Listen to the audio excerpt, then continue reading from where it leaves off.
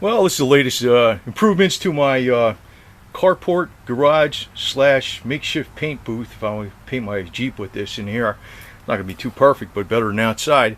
I put some shelves up, and they actually took a little more time to do, but it gave me a lot more space to put stuff out there and brake fluid and paint and tools and stuff. And put a fluorescent light up there overhead, and I have a fluorescent bulb in here where my bike is. And then I made this gate here, which you see.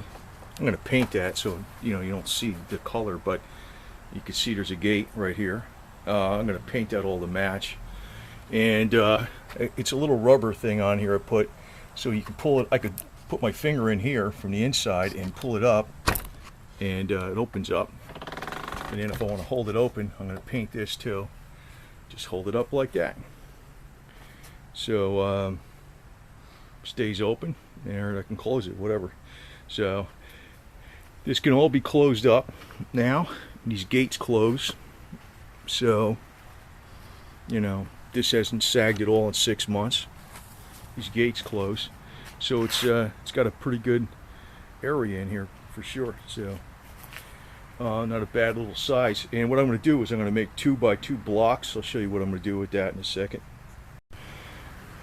Actually, I'm fairly well equipped here because I got a whole engine hoist over here, and it's in great shape. I don't know what the hell it picks up. I think it's like, depends on how much the boom is out, but it's all adjustable. It's got a lot of height. Engine stand right here. It's engine stand, great shape, and loads of tools. But what I'm going to do is I'm going to make some cement blocks to put in there inside where that carport garage thing is. And I got some concrete here, but I calculated that if you take 2x4s, which are 3.5 inches deep, so it'd be 3.5 inch deep thickness on a concrete 2x2 width by length and 2.5 inches deep, that takes 2 80-pound bags of concrete almost exactly.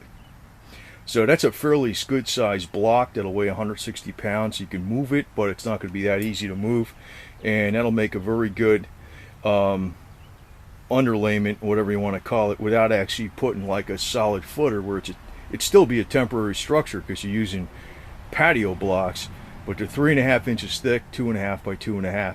I calculated last night that 2 80-pound concrete bags will fit in there almost perfect. So that's how I'll work it. There's 45 80-pound bags of concrete to a yard. So I'll be using, it's more than a yard for that, of course. I think it's about a yard and 1.7 yards maybe, roughly, real roughly. And I think it's about 70 bags, 70 bags around there, 64 to 70 bags. So that's all it'll take to do that whole section underneath where that carport slash garage is. But now with that door on the side, it's all closed in. So again, that's with this door closed. So there's very little, there's a little bit of ventilation here, and that's good, but it's well enclosed from the elements. And so I started putting tools in here because I found out that even with this tremendous thunderstorm we had, no rain got in here at all. Like very little bit on the very end where it's open there, and that was it. This whole area in here was all dry, and I can close up these doors, both these doors, so the whole thing just stays closed. So that's a pretty good setup. And so I'm going to probably next step I'm going to be doing is fixing the rust on the floor in this. I put a notation of what kind of gauge steel is in it.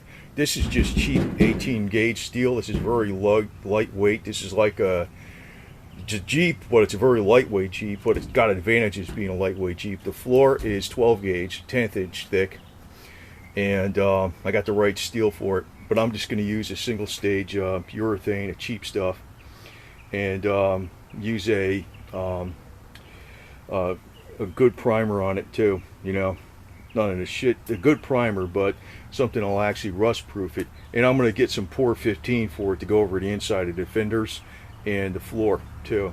But this thing has been gone over so many times with rust proofing stuff. That's why there's no rust around these fenders except on the bottom. There's no rust on the doors.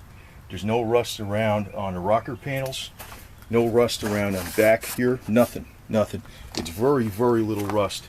You know, this was, you know, I actually just hit it with some paint once in a while. Just using any kind of paint, as long as you chemically clean it. Just use any kind of paint, primer and paint. It's better than no paint. I'll tell you that right now.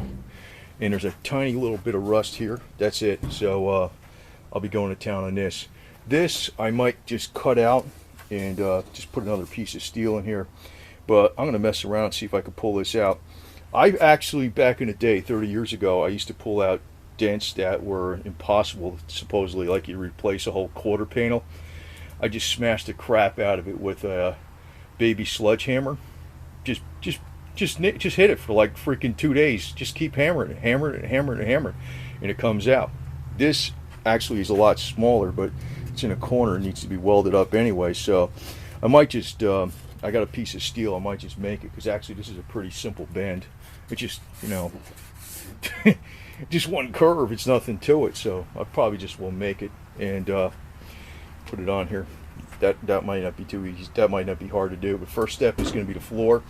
But now everything is well enclosed, and I got some lighting in here, and shelves, put tools and stuff like that, and electric, and it's just a fence. It's just a fence. That's the whole point. It's just a fence, because this is just a 16 mil tarp on the top.